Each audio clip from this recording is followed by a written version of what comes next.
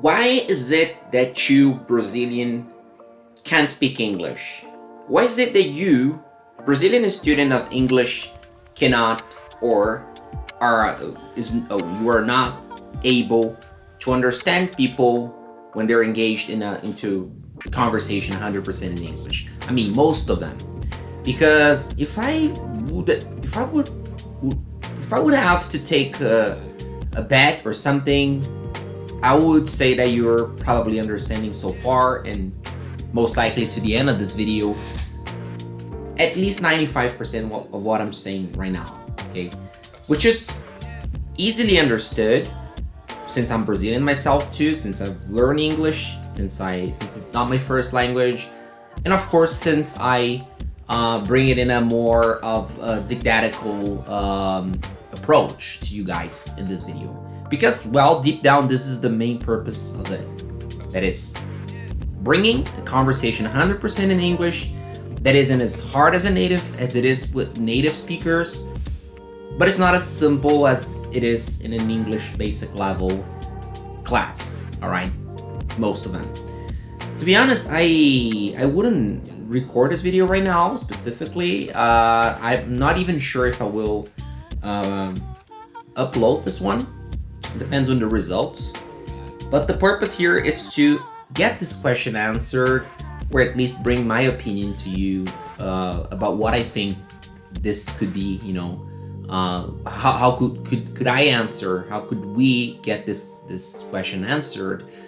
Well, I would like to get it started by saying that probably the answer is as cliche as it sounds, but the answer is probably in you.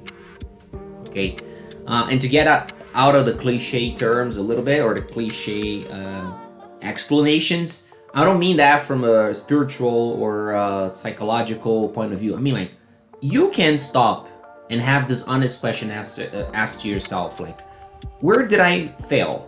Where have I failed so far? Okay, in which areas? I'll give you one hand so you can clarify this thoughts, this thinking, this internal evaluation. But just allow me to have a sip in my warm coffee here. Guys, it's Sunday. I just had lunch. I didn't even brush my teeth, which I usually do after I eat, by the way, especially when I eat lunch. And I'm just don't do that right after, because I enjoy having a cup of coffee.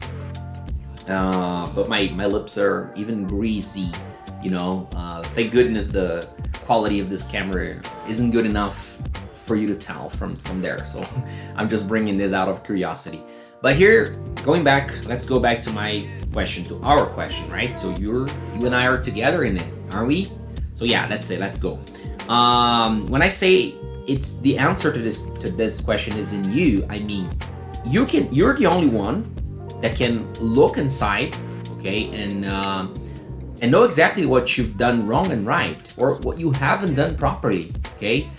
Because one of the things that me as an English teacher get a lot, quite often, is that students think that they will be fluent in English just by showing up to the classes and being good students.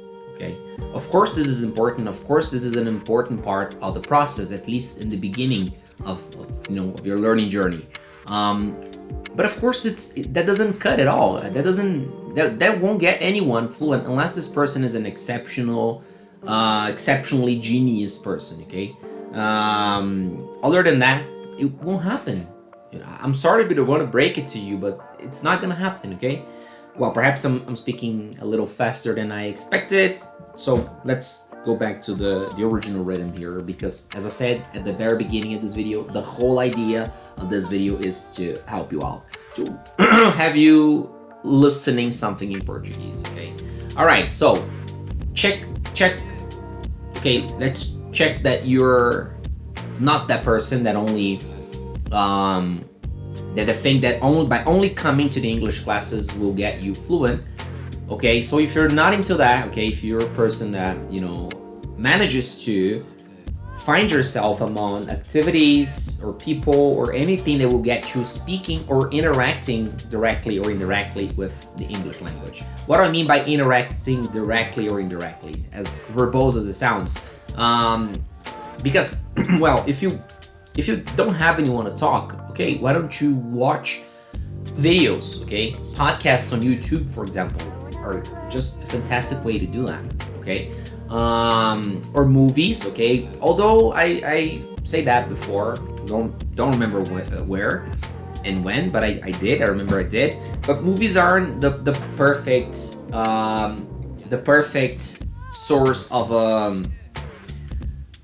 listening practice, okay? Why do I say that? Just quickly here, because you have scripts, you have dialogues already artificially, I would say already written, but that's obvious. But artificially, okay, artificial dialogues, okay? And don't get me wrong, as long as I understand that, as long as the movies portray a reality, it's not exactly a reality, okay? For example, I'll give you one brief and quick example. In movies, there's no space for stuttering, okay, or to saying things wrong and getting corrected, unless this is part of the script, okay, or even asking like, "I beg your pardon, can you say that again?" Oh, dialogues are kind of a more, in the writing technique they call it hits, okay. So you're reading people talking, but not exactly as people would do in the real life, okay. That's why I say podcasts or YouTube videos like this one come way closer to reality. All right, okay. So yeah, this is okay. I didn't want you to have to check on the first item abroad, like the recall your memory, the student who thinks that by simply coming to English classes will be fluent. Okay, but in this one, I would like you to check it. Check this item, this second item. It's not a simple list like do's or don'ts. No, I mean only do's or only don'ts. Here we have both mixed up. Why is it? Because I haven't written a script to this video, guys. I'm just speaking up, okay? So yeah, in this second item, I would really have you to have this item checked. That is, I manage, I do my best to find myself interacting, as I said, directly or indirectly with the English language, okay? This is a very important step, the item number 2 here, okay? Except the first was negative one, this second is a positive one, okay? So if you don't do that, do that, start doing that, okay?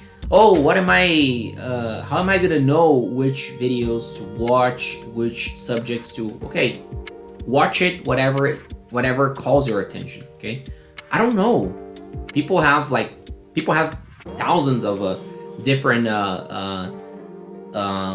attention focuses, okay? Things that attract them for some reason, and it's totally not up to me, in here in this video to discuss that in anywhere, anyhow. Okay. So yeah, this is probably by these two simple actions, okay? Recalling. No, don't only study English in the English classes once a week, twice a week, 3 times a week, okay? Unless the English classes are every day, then it's another story, okay? And here it brings me to a point where which I always bring in my explanations of that matter. That is, find a way to have English involved in your life on a daily basis. On a daily basis, like every day, okay? 5 minutes per day is better than 50 minutes once a week, or 2 hours once a week. Yes, that's what neuroscientists are saying, and it's so true, okay? So I'm not saying 5 minutes a day are good. I mean, you should do more than that, at least 30 minutes. 1 hour would be just great, okay? And here's an interesting point too. Don't think, okay, I'm going straight to the point here. Don't think that studying English is the only way to practice English. Okay, I'm I'm talking about movies. I'm talking about podcasts. I didn't say, but I say now music. Okay, listen to songs in English, and make sure you. Sorry for the noise, guys. Apparently, a helicopter passing above my house, but that's it. It's gone. Uh, so yeah, make sure English is around you. Okay, write stuff, read stuff, listen to things. Okay, I'm not saying it is easy. I know that. I never had this problem with English, to be honest, because the English culture, I'm gonna call English culture, American, USA, the English language culture was always something attractive to me. I've always loved watching movies, listening to interviews of Americans, British people, Australian, Scottish, So it's never been a problem to me. But I, as you guys know from here in the channel, probably, I am fond of studying and learning other languages too. And then with some of them, I bump into the following trouble. That is not identifying yourself as much with the country's culture, okay? So yeah, I understand it. It's not an easy step, but you need to get it started, okay? Get started what? Teacher, what are you talking about? Getting started, this approach to the English speaking culture, if you're provided you're an English student, of course. So yeah, that's it. So you have to be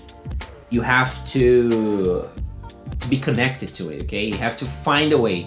It's not easy, especially out of the blue, especially all of a sudden. But if I would have to give only one word of advice for English students, beginning the journey, the beginner, I would say this. I would say find a connection with the English speaking culture and go for it. Okay, I don't know, what do you like? You like sports? Come on, man. NBA, the NFL, etc., etc., etc. Oh, you like movies? Don't even get me started on that. Music, come on, okay? Just think and try not forget, if your purpose is being fluent in English, you have chosen the easiest language out there, okay?